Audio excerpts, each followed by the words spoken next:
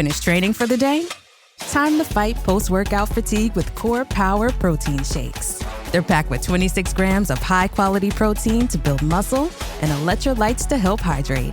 The nutrition you need to help your body replenish, rebuild, and repair post-workout so you can power on to the next one. Champion your recovery with Core Power. Visit corepower.com to learn more. The family that vacations together stays together. At least, that was the plan. Except now, the Dastardly desk clerk is saying he can't confirm your connecting rooms. Wait, what? That's right, ma'am. You have rooms 201 and 709. No, we cannot be 5 floors away from our kids. The doors have double locks. They'll be fine. When you want connecting rooms confirmed before you arrive, it matters where you stay. Welcome to Hilton. I see your connecting rooms are already confirmed. Hilton, for the stay.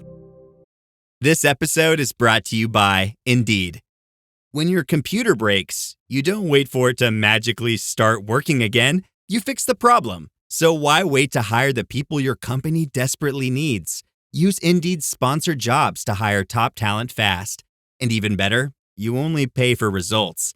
There's no need to wait. Speed up your hiring with a $75 sponsored job credit at Indeed.com/podcast. Terms and conditions apply.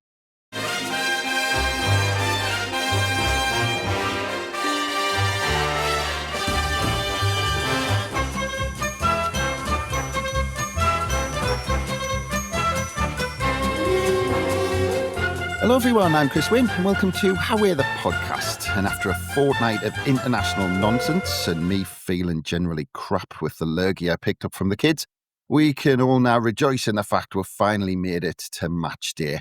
And hopefully I'll still feel this jolly at 5 o'clock this afternoon. But for now, we need to paint the picture of what lies ahead with the challenge of Wolverhampton Wanderers, who travel north looking for their first Premier League win at their 8th attempt, as well as improving their record, as they've only won just 2 games in Sunderland in the last 18, stretching all the way back to 1981, which is a straw I'm going to clutch onto before kick-off. But we will ask the question today if their record this season makes them a more dangerous prospect to take on or not, because I have a couple of familiar voices to answer that, along with a lot more. First up, we have a voice who I particularly love speaking to ahead of a game, because he usually brings me out of my glass half empty approach, because we have Gavin Henderson with us. Hello, Gav. Hello, mate. Yes, I am ever the optimistic. Same again today. Playing against bottom of the league. We're going to smash them. That's what I'm saying. Set me stall out early. Well, I'll tell you what, if that's how he starts, I don't want to think about how he's going to finish this pod. But next up, we have someone who hasn't appeared on How We're the Podcast since before a ball was kicked this season, which was staggering because we were absolutely sure he had. But we can't wait to quiz him today on some of the manager's comments in the build-up to the game today, because we're very glad to welcome from the Northern Echo and the We Are Sunderland YouTube channel, we have Scott Wilson with us. Hello, Scott. Hi, mate. You're right. I'm coughing and spluttering like you. So if the whole of this pod is just 2 blokes coughing at each other, I apologise in advance. It's funny, isn't it? When you mention it, everyone goes, "Oh yeah, I've been struggling," and they've been struggling. Everyone seems to have got this lurgy lately. But how's it going? Have you had a chance to have a breather during this international break? Well, not really, because I was doing the England game, so I was down at Wembley, which was a long schlep down there for what was really a non-event, and then I was over in Riga, which was an even longer schlep for probably even more of a non-event. But obviously England got the job done, got themselves to the World Cup. To be perfectly honest, on the flight back, I was with a kind of in amongst a big group of Sunderland fans, so we were flying back, kind of talking about all things Sunderland, which was quite nice. But yes, so Riga, and I'm blaming that for the cold, because it was really wet that game. My goodness, we had a roof over us in the press, but those England fans behind the goal, Christ, they did get wet. Yeah. Well, now we get to the real story, Scott. Now we get to the real stuff, exactly. Yeah, exactly. A jolly in Riga. Yeah, I'd feel rough after a jolly in Riga. Don't worry about that. It was work to an extent. Yeah, whatever, Scott. But yeah, we spoke to Dom Shaw recently, actually, Scott. Obviously, your fellow host on We Are Sunderland YouTube channel. So how's that going this season? Yeah, it's been good. It's been good. I mean, like everything, it's as you will know, it's just that much more interesting, exciting in the Premier League. You've got that much more to get your teeth into. Obviously, the back end of last season was great with the way things panned out and everything. But it kind of just feels like the momentum's carried on, doesn't it? We've said this on our pod. I know you've said it on yours, and I think, for all the achievements that there's been at Sunderland, and there's a million and one of them really.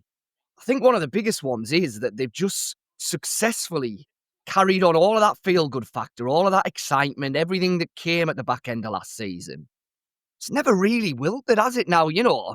Clearly results help with that, and the way that the signings have bedded in help with that and everything. But I think the club, post winning promotion, have done a lot of things right, to be fair to them.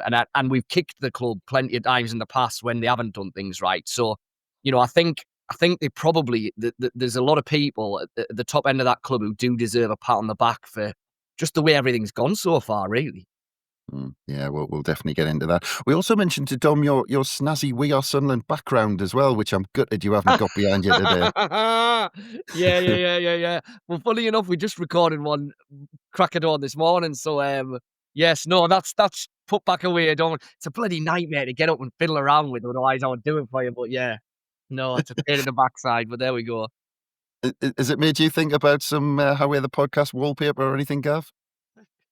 Well, given we don't put the video out, it would only be for us. So get us in the mood. We could end up down some bad places if we end up doing that sort of thing. We've got no chance if we let someone like Kelvin loose with the ability to just put what he wants behind us. Yeah, I'm not sure about that one. We'll see. Yeah, it'd be like the club veto on some of the tifos against Newcastle the other year. But anyway, I was going to say it's fair to say actually, yes, Scott, that a few things have happened since we last spoke to you at the end of July, and Dom was actually telling us that you were the lucky one who covered Sunderland against West Ham on the opening day of the season, and you came back saying it was just unbelievable and the atmosphere was just kind of off the charts. But could you see then how much importance the club placed on getting off to a good start in all they did off the pitch to encourage that atmosphere? Yeah, I think it helped. I think it massively helped because it was always going to be a big occasion and a big day, wasn't it? It was always going to be. But I just thought all the pre-match stuff, they got absolutely bang on right. The crowd clearly was well up for it. Now, obviously the way Sunderland play in the second half, the fact they get the goals, the fact they win the game massively helps. But I think even notwithstanding that, the way that, like I say, that the excitement carried over and the feel-good factor carried over and everything, I think that has fed into what's happened this season. Now, clearly the players still have to go out and do that on the pitch and all of that, but I just think that the mood around a football club does make a difference. There's no doubt about that. Positive and negative, it definitely makes a difference. And I think that, part of the way that Sunderland have started this season is down to the fact that they've just been able to carry over that momentum. And clearly, you've got to sign players who buy into that. You've got to get the right characters. You've got to get the right ability. There's a whole host goes into that. But just the way that momentum's carried over has been massive for Sunderland, I think. Yeah. And speaking of that momentum, Gav, and kind of that atmosphere, of course, this weekend we have Regisler Bridge or Keel Crossing, as with its official name. It's going to be open for use today, which will be nice to see. But it adds to it, doesn't it? It goes into the pot, doesn't it, of just that feel-good factor, things happening in Sunderland.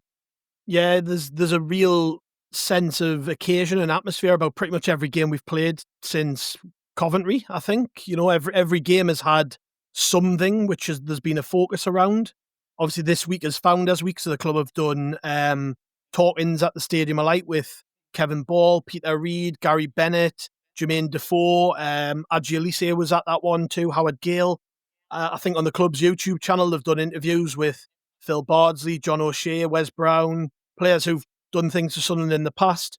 And obviously, going into the actual game this afternoon, there's going to be a fan zone at Keel Square with a fan march from 2:00 over the new bridge. I think it's open from 1:30, but the march is going to be from 2. So, and that'll be with flags and all kinds. And I'm just really looking forward to it. I mean, even without the football, I'm really looking forward to it. And it's all. I mean, it's going to be very difficult to have that for every single game. But let's try our best. Let's make every game feel like an occasion, because by the time the players get onto the pitch, the atmosphere is going to be great. Everyone's going to understand the importance of winning another game. And that's been the real beauty of this season so far. Every game has felt important. They're all important, but I can remember when you've been in the Premier League for 10 years, they lose importance. Right now, every game's important. We're playing against bottom of the league. We really, really want to get 3 points from this game, because coming up after this, it gets a lot tougher. So, I mean, the Kiel crossing, though, I mean, it's been well anticipated, hasn't it? We've waited quite a while to have the chance to traipse over it, but I'll be going into town before the match. I'll be having a few beers in the town where normally I stay a bit closer at the stadium, and I'll be heading across on by foot over the new bridge. And like I say, by the time I get into that ground, it's going to be, everything's going to just feel that little bit more important, and hopefully it translates to the game on the pitch. Yeah, it should add to everything for the game, for the atmosphere for the game today. But we'll just cover quickly a couple of stories that have come out before we get into the build-up to the game, because one of the big stories, of course, is the departure of Stuart Harvey, Scott. Yeah. And the manager was asked about it during the week, and he said, he started to see a part of the journey and the evolution for him at the club. But he did hint to the cameras that things were evolving and we might have, how he described it, new ideas in the next couple of months. I mean, did he give the written press any more hints than he did the cameras? I think there's two elements to that. I think that firstly, I don't think there's any doubt that Florent Gazolfi coming in has changed the dynamics behind the scenes. Responsibilities that previously would have gone elsewhere have clearly dropped into Gazolfi's in tray. He's very much hands-on. He's, very much right at the heart of it now. So, I think when that was first announced, a lot of the thinking was probably, what does this mean for Christian Speakman, maybe? Well, I think what it means for Christian Speakman is actually you've got two heads there now, sharing the load, dovetailing, by all accounts, very well. I think what it's meant is that in other areas of the recruitment department, there's been the need to change things around, because quite a lot of what would have been senior responsibilities elsewhere, probably with Stuart Harvey, are now, if not being done by Florent Gazolfi, then certainly being overseen by Gazolfi and perhaps done in a different way that he wants to do it. So I think that's feeding into this without a shadow of a doubt. But then, like you rightly say, Regis Brice did say that there are talks ongoing between Gazolfi and Speakman in particular about how they want the recruitment set up to work, what they want it to look like. Do they need new figures in there? We've seen Sunderland's recruitment change almost out of all recognition, haven't we, in the last 3, 4, 5 years? But clearly, the longer you're in the Premier League, the more that just has to keep evolving, because, as we've seen from clubs like your Brightons, like your Brentfords, if you stand still, then all of your rivals like them are seizing on the next big thing, season on the next big market, looking at where they're signing players from, what they're doing, all of this. So I think it's just that, really, that if Sunderland want to be an established Premier League club, which is clearly the ambition for the next, short to medium term, then if it's the classic, if you stand still, then you go backwards, and that's on the pitch and it's off the pitch. So I think it's that, really. But I also do think that Gazolfi coming in has clearly changed the dynamics of the way that whole recruitment operation works. Yeah. Gav, just moving on, and just very quickly, because the new news was the Liverpool-Newcastle games are being moved in December. Just to focus on the Newcastle game for a minute, Gav, do you reckon that TV won the argument with the kickoff time being 2:00? Because you would guess that the police would have wanted it earlier than that. I've always been told the police wanted 12:00 on a Sunday regardless. So I was really surprised to see 2:00. I mean, I was rubbing my hands together. I was like, champion, there's 2 extra hours in the pub for me, So I'm absolutely over the moon with that. That's what the police are worried about, Gav. Well, that's, yeah. I'm a bit surprised, because they do occasionally, don't they, Sky show early games on a Sunday? As in, like, they've had it on 12, yeah. Yeah, but I don't know if it's changed because of when they got more games, whether they were allowed that slot or not. I don't know if that's changed. Yeah, quite possibly. I'm not sure what the crack is there, but I think you're right. The TV probably did win. There was probably some sort of compromise. I actually think when you look at, isn't the later game Brentford and Leeds? I think it's Leeds and somebody. Right. which I think they would have probably wanted us on at 4 o'clock because Yeah. that's the prime time Sunday slot, isn't it? So that's probably the compromise. Sunderland do the earlier game on the Sunday, but it's still being moved. So yeah, I'm pretty happy with it though. For me, I knew it was going to get moved, so the fact it's 2 o'clock's fine by me. Yeah. It lends itself to a bet. Listen, it's going to be a cracking atmosphere, whatever, but it lends itself to a better atmosphere than being either 12 on the Sunday or 12:30 on the Saturday, doesn't it? Yeah, no surprises that it was moved. But let's get into the manager's press conference this week a bit more, because there was a question, I think, from Andy Sixsmith about managing the international break. And he talked about trying to take advantage of it by connecting the players who weren't on international duty with the team and the squad again. And Scott, he mentioned a game against Livingston, which was he said was useful for players not on international duty. I don't know how much you know about this, but it passed me by. Yeah, so it was in the first week of the break, and it was obviously behind closed doors at the academy. I think, he dropped in. So Dan Neil definitely played the full game because he spoke about how it had been really useful for Dan Neil to get that time and to kind of work on a few things within that game that Lebris specifically wanted him to work within. So, yeah, I don't know the result. I've got to admit. It was 2-0. I think it was 2-0 to Sunderland. I've actually got the team in front of us. There we go. I did read about it. I did read the kind of report, but obviously it was while I was away. But but it's not unusual for teams to do it. Livingston's quite presumably the call just went out. Who's willing to come down and put a team out and kind of give us a game? But yeah, Livingston wouldn't be kind of your most obvious choice, would it, for a behind closed doors game there? But No. but it's not unusual for clubs to do that kind of thing during the break. And like you say, the interesting dynamic for Sunderland is they've still got a squad at the minute with different groups of players in completely different areas, if that makes sense, of where they're at the minute. So you've got the players who have been playing week in, week out. You've got the players who were here last season who are massively integrated into Lebris's setup and what he wants and how he wants the team to play, but haven't really played any football this season.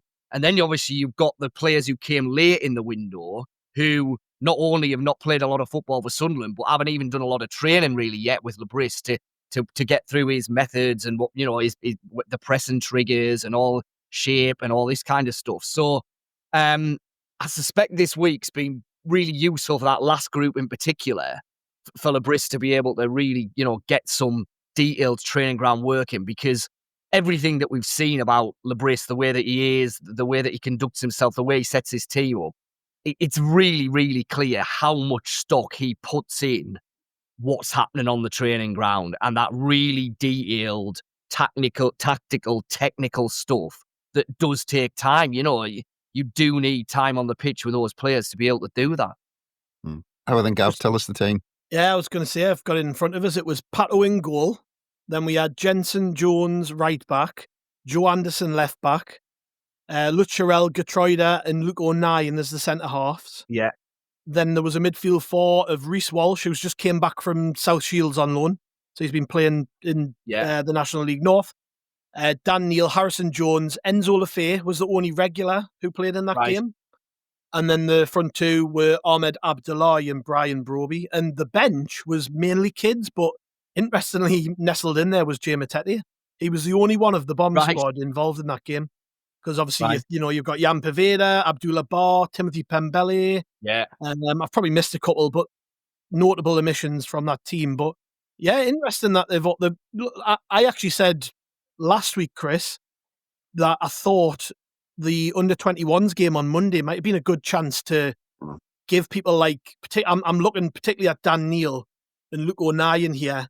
Yeah. And Brian Broby actually more minutes, and we didn't. We went with a completely under-21s team in that one, which is absolutely fine. But I was just a little surprised that they didn't follow up that Livingston game, maybe giving some more minutes out. But still, great that they all clearly got through it. And Broby scored. I think Broby scored.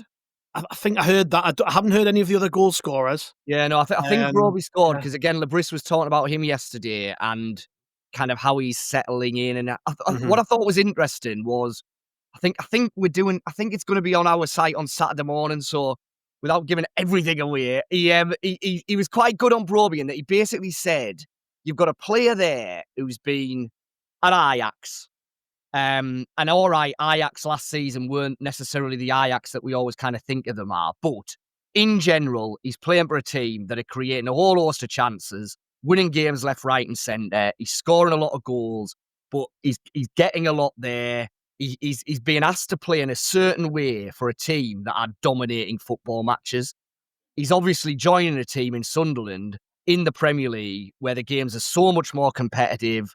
You know, most of the games that Sunderland are going to play in the Premier League, especially away from home, I think we accept they're not going to be having 70 possession. They're not going to be having 80% possession. He's not going to be getting 5 chances a game put on a plate for him. So he's having to play a very different role in this Sunderland team to what he was playing pretty much throughout the whole of his career at Ajax. And I think you can sometimes kind of forget that, you know, a player's been scoring a shed load of goals in the Dutch league. Well, he'll just come over and score a shed load of goals in England. Well, yeah, but he's playing for a team that are beating teams left, right, and centre. And, you know, it doesn't. So I thought that was interesting that he was basically saying, not that they had to start from scratch with him, but we almost did to get him to do what we need him to do for Sunderland as opposed to what he was doing for Ajax. And it helps that, you know, Wilson Isadore's had such a good start. It's taken some of the pressure off and the burden off, maybe having to start him a little bit earlier. You know, they've kind of been able to go, you know, we can take our time with this lad, we can get him up to speed tactically. Obviously, there's been a lot of talk as well about him mentally, the sort of issues he had last year at Ajax. I think he got quite a tough time from stuff going on off the pitch and stuff. So it's meant that this, because he's still a young man, right? He's a really young man. He's making a big move in his life, not just career, to another country. I like to highlight this quite a lot because, you know, you imagine when, I don't know how old he is, but see a 20, 21-year-old or whatever. 20, even 23. Imagine moving to a completely different country for the first time, out your comfort zone. Life, you know, you've got to work out how to pay bills, and you've got to work out all these other things about somewhere to live and just settling in. And life is enough without the pressure of football. And if the club are able to ease that transition for him by slowly bleeding him into the squad, I don't see that as a problem, because sometimes you can do it too quick and it can go wrong, and then you never get what you want, which is a 20-odd million pound striker who can score goals in the Premier League. Yeah. You know what I mean? People might be listening to that and go, hey, man, he's paid a fortune, he's a footballer, he should be able to do it. But I actually think if the club can facilitate making these moves easier for players, they should. And he's a different, unique case to probably anyone else we've signed, I think, because he's not coming here on a high. I think with some of these lads, like Sadiki, for instance, he just won the league in Belgium. Diarra had a fantastic season with Strasbourg. You know, it's a little bit different with him, and the fact the club can make that transition easier for him, I actually think it's quite a good thing. It's a positive. I think as well, in terms of, you know, I don't think you can downplay how kind of technical a manager Lebris is as well. Yeah. You know, you will get some managers who, you know, this is a bit blasé, but you'll get some managers who effectively say, right, you're my new striker, go out and play. Let's see what you can do. That's not Lebris, is it? In any way, shape or form. Lebris knows at every stage of a game how he wants his side set up, what he wants his team to be doing, in possession, out of possession. And that's been one of Sunderland's huge, huge strengths under him. But it will make it more difficult for players to just slot straight into that. There's no getting around that.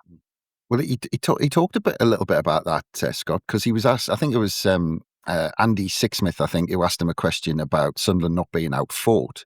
And he said, okay, that's a positive. But he made a big point in saying how much we learned from the 20-minute spell at Old Trafford. And he's very big in press conferences on talking about the story of the game and scenarios and events.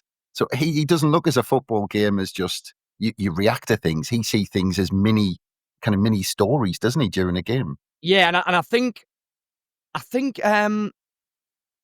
that spell against Man United was what probably even Lebris feared spells of games might be like in the Premier League, if that makes sense. And really, it's the first time that we've had that at all season with Sunderland. Now, you know, they've got Liverpool away, they've got Man City away, they've got Arsenal away. I'm sure it won't be the only time. But I think Lebris found it interesting is maybe the wrong word, because I'm sure at the time he would much rather it wasn't happening. But I think he felt that challenge was one to really take on, because it was the first time where he thought, do you know what? We're getting outdone here. Something's not right. We're not set up right. I'm not happy with the way that looks. He gets off on stuff like that, I think. Genuinely.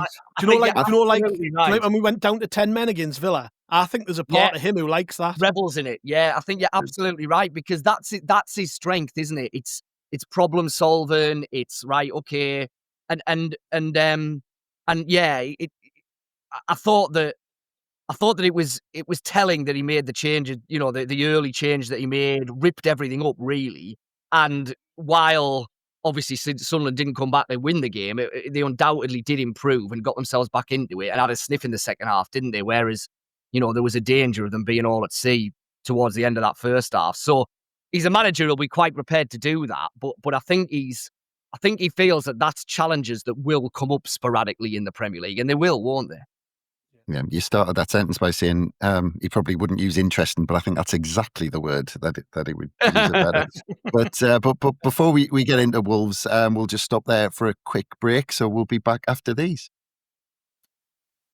Wish you could become a morning person? You know the type, up before the sun, early morning runs, first one to the office with donuts and a smile. How do they do it? Easy. With the new Galaxy Watch 8, sleep tracking and personalized insights from Samsung Health help you improve so you can wake up to a whole new you. One who, dare I say it, skips the snooze? It's possible. Train your sleep with Galaxy Watch 8. Learn more at Samsung.com. Requires compatible Samsung Galaxy phone, Samsung Health app, and Samsung account. Purina believes no one should have to make the impossible choice between their own safety and their pets. But nearly half of domestic abuse survivors delay leaving because they can't bring their pets with them. Through the Purple Leash Project, Purina is helping create more pet-friendly domestic violence shelters so survivors and their pets can escape and heal together. Visit Purina.com/purple to learn more. Big news! Sephora is now on Uber Eats. So if you find yourself facing a beauty emergency, like needing a last-minute gift, or you're just out of your favorite mascara, again, don't panic. We got you. Order now and get $10 off on Sephora orders of $50 or more on the Uber Eats app. Order now. Offer ends October 30th. One order per customer. Additional terms apply. See app for availability. Delivery fees may apply. And welcome back to How We're the Podcast. And we're just about to get on to Wolves and this big game today. And Gav, I'm going to start with you because Nick Barnes pretty much came straight out, at the very beginning and asked the manager how big the game is against Wolves. And obviously the manager did his thing, saw it coming, paid compliments to saying how strong they were, even though they're struggling, mentioned they've had chances in games, but they've not been clinical enough. But with the way the table is at the moment, Gav, and the fixtures we've got coming up, how big is this game today? I think it is very big. And Bomber the other day on the pod called it a must-win. I don't think it's a must-win because at this stage there are no must-win games. But it's got that feeling about it because when you look at what we've got coming up, we've got Chelsea away, we've got Arsenal at home, we've got Bournemouth coming up at the end of November, which is going to be a tough game. Liverpool, Man City, and then the Mags. We've got a real tough run coming up. So if you look at the next, 8 games, 9, 10 games, Wolves at home is the most winnable game on paper. I know football's not played on paper, but you're playing bottom of the league at home. We've looked really good at home this season. Nobody's came here and dominated us, which I think's really impressive. I think the fact we've used the home advantage to our advantage, which hasn't always been the case for some in my life. So when you look at those games, you're thinking it's not a must-win because that's a silly thing to say. We'll keep pointing that out. But it's a big game, very big game. I think we can all safely admit this right now. I think if we don't win, I think we'll be all disappointed. I think a draw would probably be a disappointing result. That doesn't mean we're just going to go in there and walk all over. Wolves have got some cracking players. I had to point this out to one of my friends the other day. Their 2 centre mids are Brazil internationals. So the team who are currently bottom of the table have 2 Brazilian international central midfield players. So you can't take any team in this league lightly. They're a good side. They've got a good manager who's just having a bit of a tough time at the minute. I mean, they've just gave him a new contract, which shows you what the club think of him. He's obviously well thought of. And the big centre forward who's just made his way back from injury, Jorgen Strand Larsen, Newcastle tried to sign him in the summer and bid 50-odd million for him by all accounts. So they're not a bunch of mugs. Do you know what I mean? They might be bottom of the table, but they're a bloody good side. But so are we. And as we keep pointing out, it's a tough place to come, the Stadium Lights. So for me, I think we've got to win this one. I really, really do. I think it's such a big ask to just say, yeah, Sunderland should go and win this game or whatever. But given our start of the season, given theirs, I think we really do need to take 3 points from this one. And I'll be a little bit disappointed if we don't. Well, Scott, I mean, Gav's talking about, and we're talking about kind of must win, but actually, because he didn't take the bait on that big game one, he was asked then, is it a must not lose rather than a must win? And he didn't take the bait on that either. No. He's not one you can lead down a path, is he? He's certainly not. He's still a brisk. But I mean, I kind of echo what Gav's saying there, really. That, listen, the reality is that, for all that Sunderland have had this exceptional start, and they absolutely have, I still think, I don't know if you agree, but, the overriding priority for the season absolutely remains stay up, survive, build for the next season. So who you've got to be? Well, you've got to be 5 or 6 teams who are going to be in and around it and are going to be the relegation rivals. And while I agree with Gav that I don't think Wolves are as bad as a side that have not won a game yet, and they're not Southampton last year where they're going to end up with 15 points. They are, at the minute, one of the worst 5 or 6 teams in the league.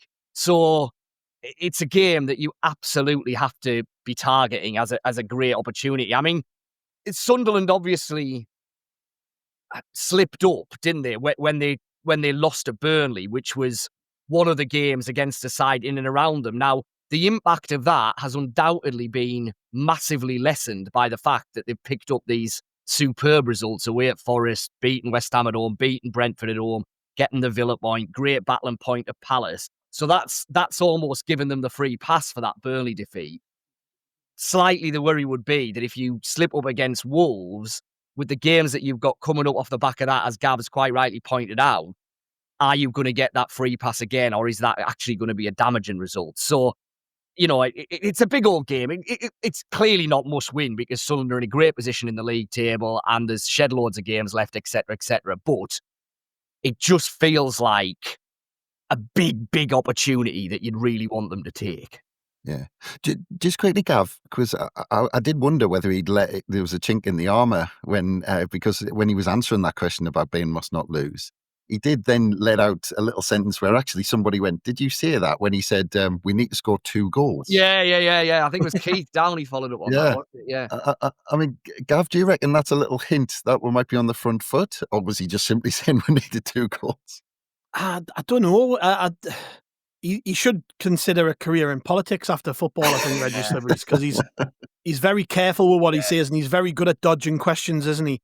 But if you look at Wolves this season, I'm just looking at their results, right? The last 2 games, they've led and conceded goals late. So they were 1-0 up against Brighton and they conceded in the 86th minute. And then they played against Tottenham at the new White Hart Lane or whatever it's called now, conceded in the 94th minute, but only obviously scored 1 themselves. And then you look again before that, they only scored the 1 against Leeds. They got beat 3-1. They got beat 1-0 off Newcastle. So they've got a bit of a habit of scoring, yes, but not many. So it could be that. He could be looking at it and going, Wolves have got goals in them, but they're not very good defensively. So if we can get 2 or 3, you're going to win this game. I mean, 2 would probably be more than enough, but it's if you could predict the future, you'd have money on it and you'd be a millionaire. But you know what I mean? It's probably more of a basic strategy is if we go at Wolves, they are likely to concede because they've done it all season. Yeah. I think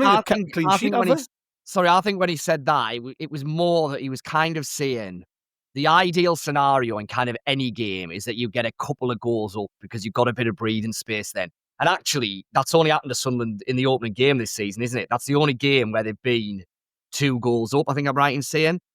So I think what he was basically saying is, look, all of our games are almost certainly going to be tight. You know, I think that was where he was kind of going with it. Yes, ideally, you'd like to get that second goal, get a cushion, but actually, that happens pretty rarely in the Premier League, and it's probably going to happen pretty rarely with Sunderland this season, you'd think. Yeah. I just found it quite funny how there was a moment of silence after he'd said it, because people thought, hang on, has he actually said something? Yeah. That wasn't there. Yeah. But just a general question, Scott, because actually looking at Wolves, I we're talking to Johnny Phillips the other day on a preview, and I asked him the question, are Wolves a really good example? Because we obviously aspire to be like Wolves, a long time in the Premier League. Are they a good example of, asking the question of what's next? When a side establishes themselves in the Premier League, then it's if they can't get onto the next level, people start to lose interest. Yeah, and I think it's probably, like I say, evidence of the fact that this season, more than any other, it's really close. It's really close. Like, Wolves have not been dreadful. They've absolutely not. And yet they're bottom of the table, because I just don't think, let's see how Burnley settle down and how their season goes, because I would have them to finish bottom. I think they're the worst team in the league, but I don't think that there's there's very, if you're a middle ranking Premier League team this season, you're not going to have the easy pickings that middle-ranking Premier League teams have had in previous seasons, where you can pick up a guaranteed 6 points from the team that's going to finish bottom with 12 points at the end of the season. Do you know what I mean? So this season, I don't think you're going to have to drop very much to go from being a team that had been 8th, 9th, 10th last year to being a team that could be in amongst it at the bottom end this year, because I think it's got that much more condensed. Because Sunderland and Leeds in particular, are that much better than a number of the promoted teams, or certainly so far have made that much of a better fist of it than those. I just think that the whole thing's constant to get together a lot more this year. So I think you could be in the bottom 3 for big chunks of this season, yet not actually be that bad. Yeah. I mean, just on staying on the topic of Wolves, Scott. I mean, we talked about pressure on Sunderland, or we'll talk about that in a minute.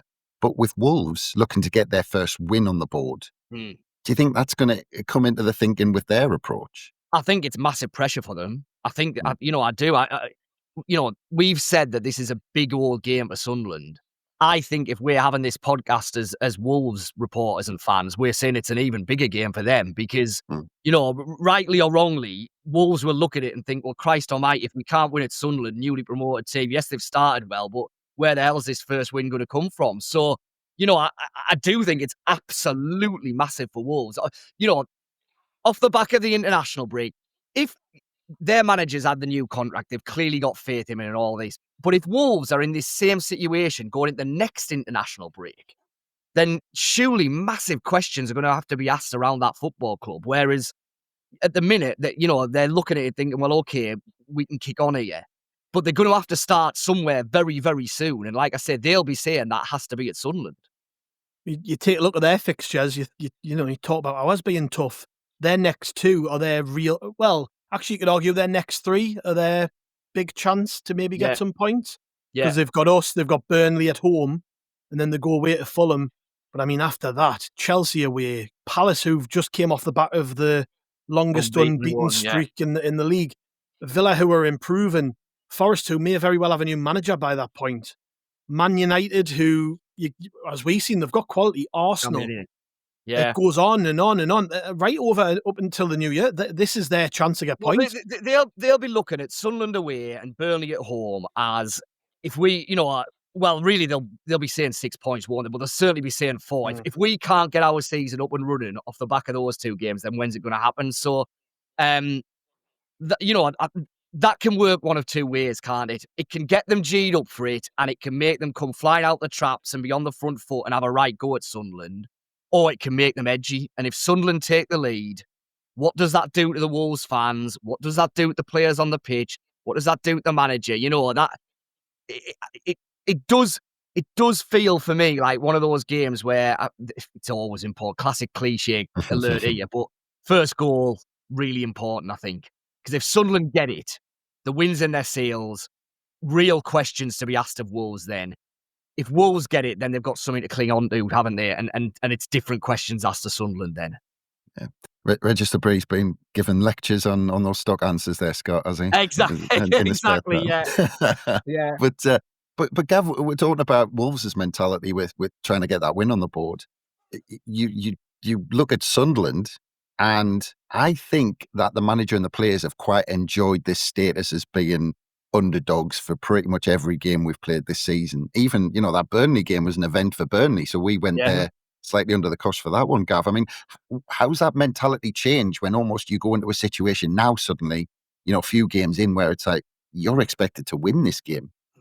It's tough because had we got a positive result at Old Trafford, that might have emphasised that particular point. If we'd got a draw or a win going into this one, we'd be even higher in the table. People would maybe be looking at it and saying Sunderland should steamroll Wolves. I don't think anyone's looking at it quite like that.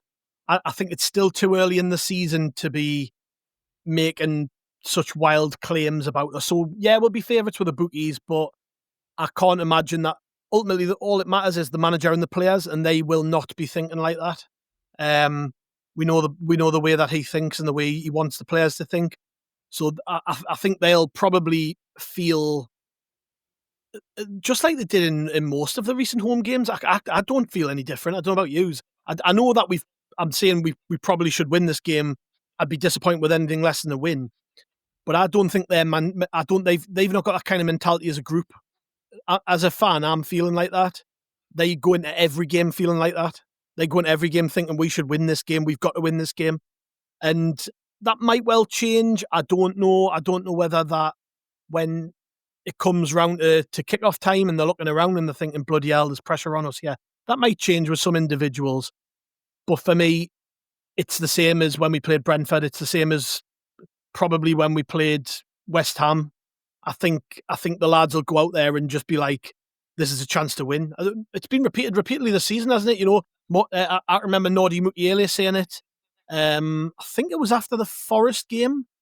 And I've heard Granit Xhaka say it more than once. They go one game at a time and they just go to win. It doesn't matter who we're playing against. And that's admirable, I think. It ultimately means it doesn't matter who you're playing against. It could be Wolves, it could be Man City. The target is 3 points. That's it. Yeah. I mean, Gav's right, Scott, in that's all the sounds that are coming out of the club. Every interview, the manager says that, where it's every game is an opportunity to win. But surely you think, well, it's human nature just to feel differently about something. And even if the atmosphere is slightly different in the stadium, where before people might have backed someone if they'd made a little bit of an error. But when you're expected to win, those things are amplified differently. Yeah, I mean, the fan base is a different argument, isn't it? Because yes, I think the fans will clearly, you'll go into a game against Wolves with a different mindset as a fan than if you're playing Liverpool at home, and in terms of what your expectation is of the outcome of that game. But I think, like Gav says, internally, I just think that they're so focused on what they've got to do and the instructions they're being given, and Lebris will say, and quite rightly, playing Wolves is no different to playing West Ham or playing Brentford, or they are no worse or better or whatever. They are an established Premier League team who you're coming up against with international class players who will be coached to the nth degree, and we know roughly what their game plan's going to be. They know roughly what our game plan's going to be. We've got to be better than them. We've got to win our duels. We've got to do what we've got to do and all of that. I don't think that changes, whether it's Wolves, West Ham, Brentford, whatever. Does it change when you're at home to Man City? Maybe. Maybe it does, because maybe then you go 5 at the back. Maybe your tactics are different. Yes, that is slightly different. And I'm sure we will see changes within the way that Lebris sets Sunderland up to play those games.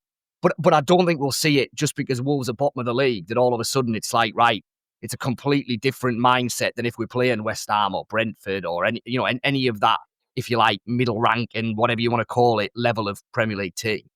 Yeah, you've blown my hopes of all-out attack there, Scott. But, we'll get into the team news next, but what we're going to do is leave everyone on the edge of their seats as we go for a quick break. My marathon isn't about time. It's about my 26 friends with intellectual disabilities I'm dedicating each mile to. I'm Joseph.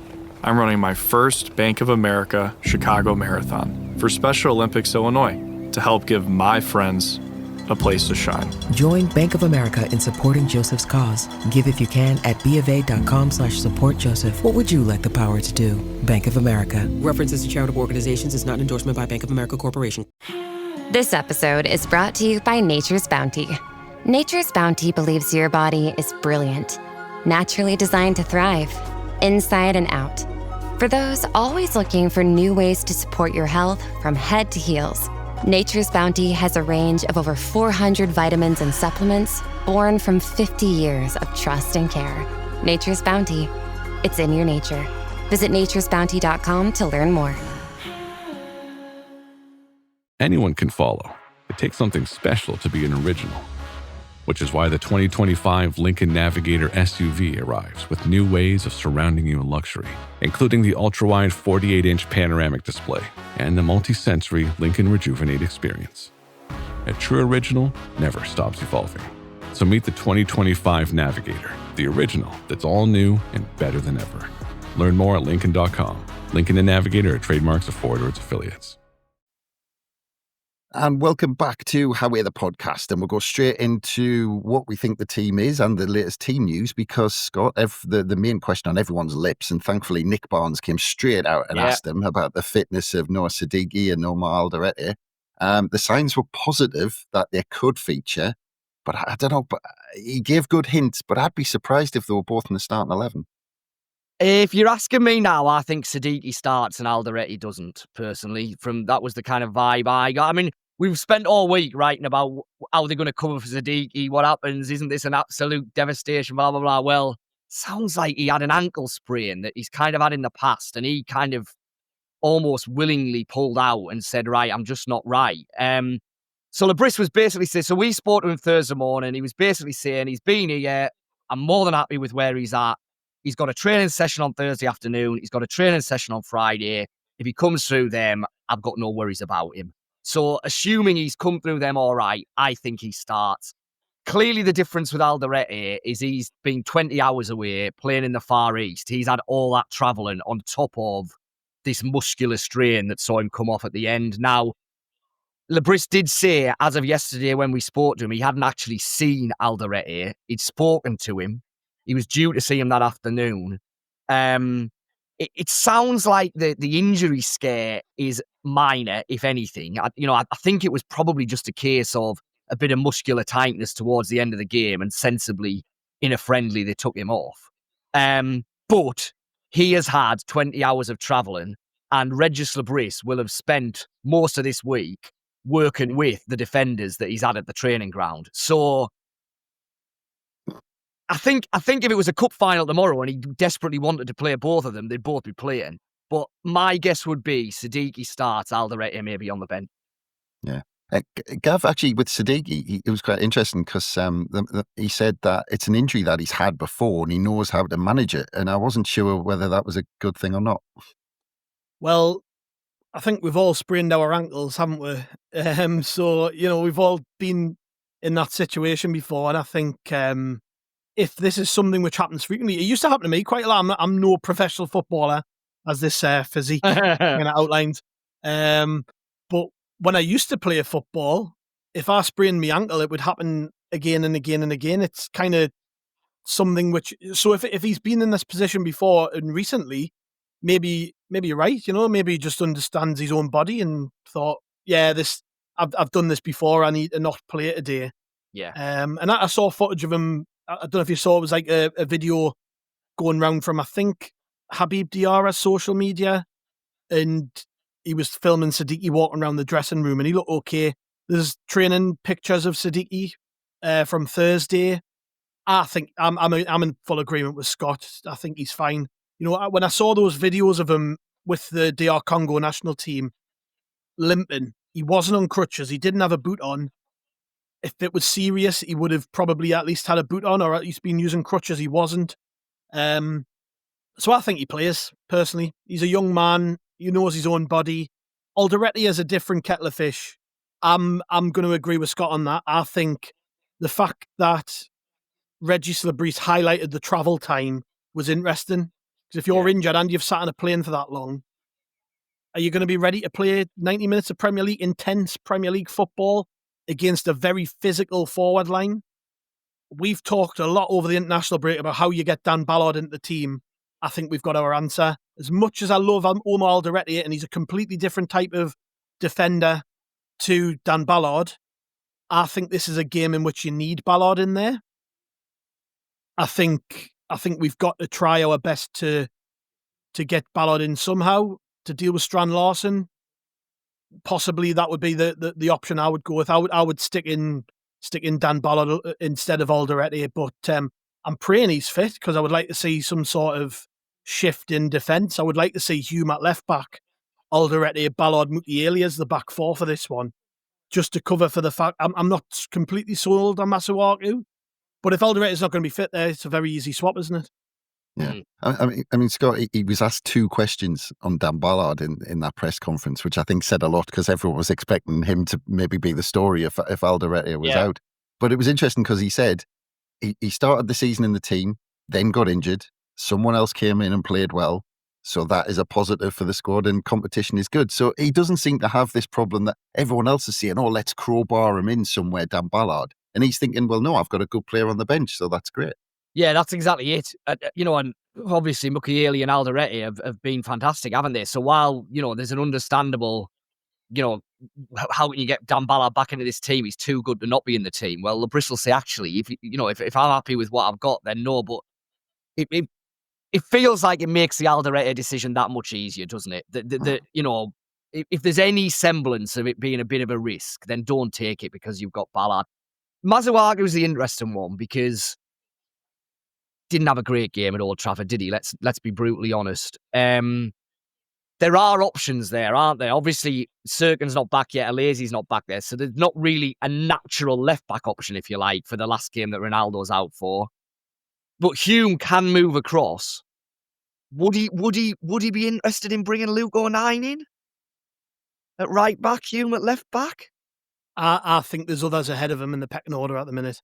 Yeah. I think I honestly, again, we've talked about this a little bit, but I just think their centre forward options are strong. They've got Strand Larsen and is it Akondori, or I'm just going to say Tolu. I know his first name's Tolu, but this kid's meant to be 6'8", so they've got big, strong, physical centre forwards.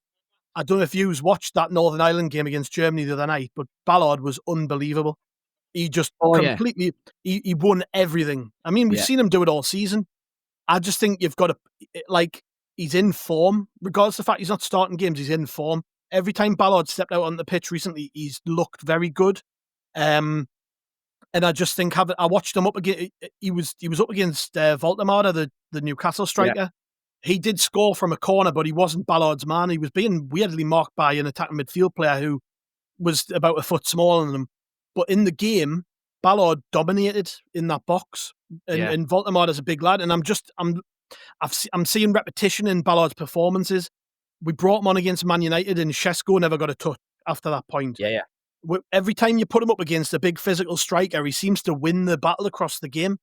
And I just think this is the one where you need him. That nullifies their threat up top. I think Ballard's nailed on to start at centre half if Alderete is not playing. I just half wondered whether he might play O'Nien at full back and move Hume across. Play Hume at left back, play O'Nien at right back. I was just about to say though, Scott, if he drops Masuaku, who is the only left-footed defender he's got, and that option at full back, that sends a big signal to Masuaku, doesn't it? Oh yeah. Yeah, and that's it. It's where does Labrise think Masuaku's at? Is he still his number one replacement for Ronaldo? He has been up until now. You're probably right. I think you're probably right. I don't think his performances have been kind of bad enough, if you like, that you've got to drop him. I don't think that. But he's back. He's back the next game, Ronaldo. So yeah, exactly. You're only talking one game. And Lebris is ruthless. He's a lovely bloke, but he's bloody ruthless. Yeah. If he thinks it's for the best for the team to put somebody else over there, he'll do it. He won't care about hurting someone's feelings. You know what I mean? I'm not fully convinced that Masuaku is the best option to play in this game, but I can see positives for it because with a home team, we're going to have more of the ball. Yeah, he offers us width. I was just going to ask Scott about that option with Masuaku, a fullback, and we're debating who plays at the back. But does that all depend on what the option is in front of him? Because we've seen Lafay's work rate down that left-hand side. Now, if he's there to support him, now Masuaku could be a completely different prospect. Yeah, that's a fair point. Yeah, and obviously, if you were to put Hume over there, then he's coming inside, isn't he? Which offers you a threat, but probably means you need a different type of player in front of him. So yeah, I agree with that. I mean, so assuming Sadiki's fit, he plays, Xhaka plays. Do we think Rig stays in there to make the 3? Or do we think Lafay goes in there? Because that's the one then, isn't it? That then dictates what happens further forward as well. Can't see Dan Neil playing. I think it would be Rig or Lafay as the third one in there, don't you? Well, again, does that depend on Sadiki being in there? Because you don't necessarily want 2 out-and-out attacking midfielders ahead of Xhaka, do you? If Sadiki doesn't play, then I think Dan Neil plays, because I think you're right. What you wouldn't do, I don't think, is Rig and Lafay with Xhaka, because I think that then leaves you 2 wide open. But then, so you're saying Dan Neil plays, which suggests almost you've got Xhaka and Dan Neil sitting in front of the back 4. But you would, but if you look at someone like Gertrude, maybe you've maybe got more legs getting up and down the pitch. Yeah, and that will all come into it. But I go back to I think Sadiki plays, so I think that solves that problem, if you like. Heard it here first. Sadiki's in the starting 11. So if the team sheet's out and he's not, we all know who. I mean, Gav, that midfield, we're saying it might impact who plays at the back, but who do you give us your team if Sadiki's in there, and give us your midfield if he's ruled out. If Sadiki's in there, it's Xhaka, Sadiki, and I'm going to say Lafay. And if Sadiki's ruled out, God knows. I've got to see this as much as I just call them Regis. Yeah, well, there's two kind of paths I could follow with this. So I think I would like to see a back if Alderete is fit. I would like to see Hume, Alderete, Ballard, Mukiele just for this game. We can revert to type the next game when Ronaldo's back and we've got more options.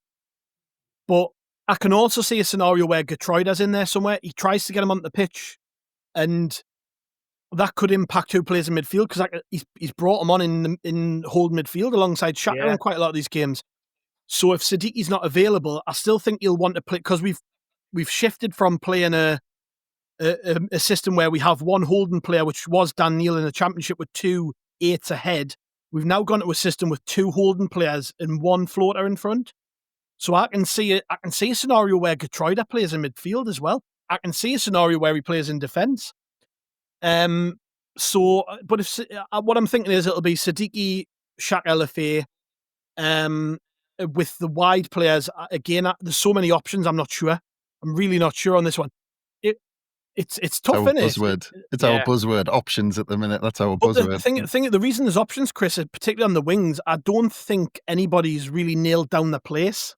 I think that's been one of the reasons. You know, we've had, actually, if you're being honest, I think Enzo Lafay's probably been the best wide player, and he's not someone you would traditionally consider as a left-sided player, but he's actually probably been the most productive player on the wings this season. Yeah. And I think he quite likes Talby, and I think there's been a realisation that Talby's probably better on the left. I think in the last couple of games we've seen him used there more.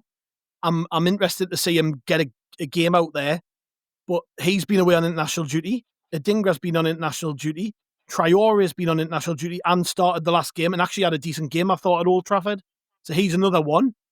It's like, and then you look at the impact Mayenda's had in recent games from the bench coming on wide, and you're like, does Mayenda maybe start on the right-hand side? It's tough, isn't it? Well, that's the other one, Scott. Some people talked about Brian Broby earlier on, and some people have been calling for Isidore and Mayenda to take up those wide positions if we're going more attacking and have Brian Broby start in the middle. But, Gav's right when he says, actually, that I do think that the manager's trying to find that right formula on the wings. And I think the best one was Lafay, as Gav said, but that was in partnership with Ronaldo, who was bombing on the overlap and getting past him. Yeah, I think that's right. I agree with that. I think this season Lafay's best games have been out there, and I think Lebris thinks that as well, to be perfectly honest, which is why I think we've seen Rig come in a bit more into that central three to then free up Lafay to play in that position. Yeah.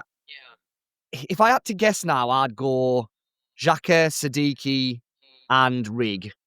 Talby, Isidore, Lafay. But that is guesswork, really. Yeah. And Gav, do you think Broby's going to get a start? Oh, again, I don't know. I think if you I think this is probably the game where you can say making more sense in terms of like if you're going to unleash him on a game, a home game against a team who are struggling might not be the worst way to do it. And if you look, I saw a stat before. We've got we're the lowest scorers in the first half of games in the Premier League this season. So and Wolves have conceded in the last 3 games have took the lead and conceded. The last 2 games they've conceded late. We've scored quite a lot of late goals. So I could conceivably see a situation where you start Broby, maybe after an hour or so you bring him off for Isidore, and that's when we go for the kill. I can see that being maybe the game plan. So, yeah, I want to see him start a game. We're now in mid-October and he hasn't started a game yet. We've went through the reasons why that might be. Are we going to get a better chance to start him in the next couple of weeks? I would say not.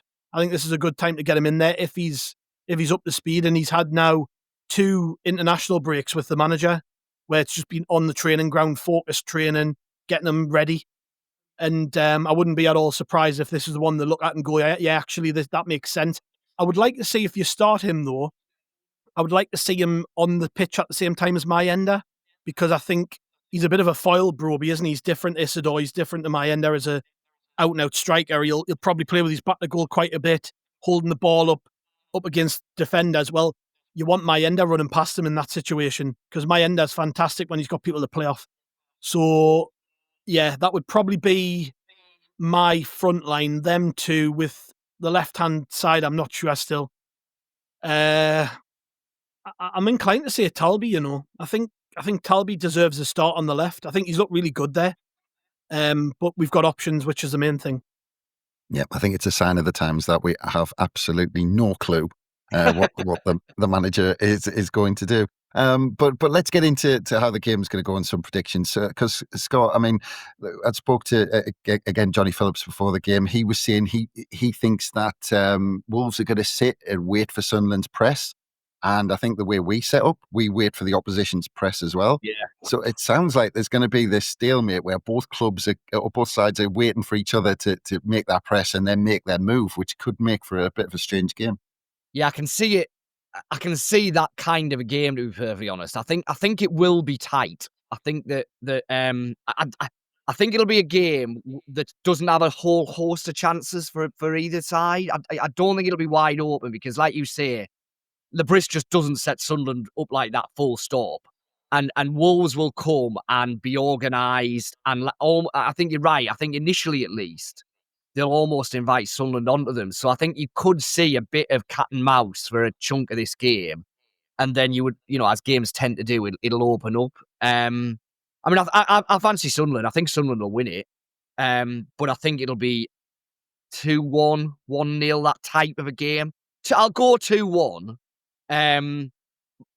With pretty much all the action coming in the second half. Okay, very very specific. I like it, Scott. We don't normally get that for predictions. I think I was a bit surprised there. Gav, I mean, can you see a similar game? I mean, or do you think because actually I think one of the hints was that Libri said in the press conference that he wanted to kind of try and get the upper hand early, which we haven't done too much. But how do you see the game going? I think he'll have taken note of the fact Wolves, when they have scored goals, it's been early. You've got to kill them early, I think. And it's something we haven't done this season. But I just think that, because they're going to be expecting us to do what we're expecting us to do most of the time, which is sit in, work them out, score late in games. I think we'll probably try and do the opposite. I think we're going to try and hit them quickly and get that early goal, because you know what it's like when we've seen Sunderland in that position so many times. When you're a struggling team, if you're then going into games and conceding early, it's really difficult to get back in. It happened last week at Man U. I think we weren't really expecting them to come at us in the way that they did, and I would be tempted to try and do the same to Wolves. I would be tempted to go there, be really aggressive on the front foot. If after 20 minutes it doesn't work, we sit off and we revert to type. We get into half-time level maybe. But I think when you're playing against a struggling... Can you remember, was it Chef Wed last season, right at the start of the season? They were in shit state off the pitch. It happened the year before, actually, as well. I think it was the year before. When we might be in League One. No, I'm thinking particularly 2 games against Chef Wed. We went away against Chef Wed, and they just hired that Spanish manager. Yeah. Both times, though, we were playing against a team who weren't in a great place, and we just went out really early and hit them early. I think that's an effective plan against teams who are struggling at home. So that would be my sort of philosophy on things. I would like us to go out there early and hit them early, and then see how the game takes us from that point. I just don't fancy Wolves to get back in if we do that. So I'm going with a 2-0 Sunderland win. I think it'll be one in each half. I think we'll buck the trend of not scoring early in games, and we will do it this time. Yeah, well, like your opening statement, we've got to kill Wolves early. So all animal rights groups, it's How We're the Podcast, SAFC@gmail.com. But yeah, Scott, I assume you're going to be at the stadium tonight. Are you covering it? Yes, I am. I am. Well, Friday night I'm at Borough. They're at home to Ipswich. Saturday, Sunderland. Yeah, so really looking forward to it. Good stuff. Hopefully you've got a good Sunderland win to report. That would be nice. That would be very nice. Yeah, get the new block of games off to a good start.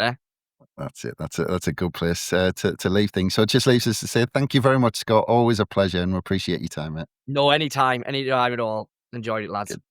Good stuff. And thanks very much, Gav. And obviously, you can't wait to see Sunderland get another 3 points, I assume. Absolutely, yeah. Once we've seen that, I'll be in the pub after the game with Johnny and Sam, I think. Maybe a couple of others will join us for the reaction pod after the game, so you will hear my voice again later today. Unlucky. Yeah. And then tomorrow we've got Simon Pride joining us, of course, from BBC Radio Newcastle, haven't we? So I don't want to be doing any of those pods having lost. So please win, Sunderland. It would make my life easier. And the lads were saying it might not be as packed with the crossing open. Well, that's a point, isn't it? I didn't think about that. Mm-hmm. Yeah. There you go. I was thinking. Yeah, we might actually get a pint before we hit record, which is not normally the case because the bars are horrendous. But yeah. Hopefully, hey, if we win after I've recorded, I might be back over that bridge myself, going for a pint in the town. It's just made everything so much easier, hasn't it? So it would be nice to celebrate the opening of the Kiel crossing with a victory. Fingers crossed. Well, and thanks again, everyone, for listening. Don't forget, we'll obviously have the immediate reaction after the final whistle with Gav and friends from the pub, potentially with a pint in hand, as he's just said, if the bar's not too packed. But yeah, don't miss out on that one after the final whistle. Of course, we'll have all the reaction on the Local Report website, so look out for that as well. But from us, bye for now.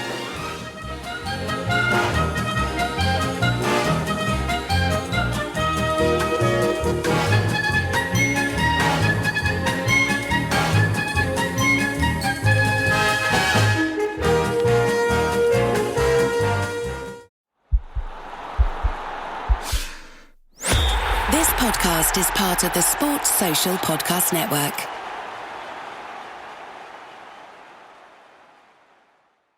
Mint is still $15 a month for premium wireless. And if you haven't made the switch yet, here are 15 reasons why you should. 1, it's $15 a month. 2, seriously, it's $15 a month. 3, no big contracts. 4, I use it. 5, my mom uses it. Are you playing me off? That's what's happening, right? Okay, give it a try at mintmobile.com/switch. Upfront payment of $45 for 3-month plan, $15 per month equivalent required. New customer offer first 3 months only. Then full price plan options available. Taxes and fees extra. See mintmobile.com.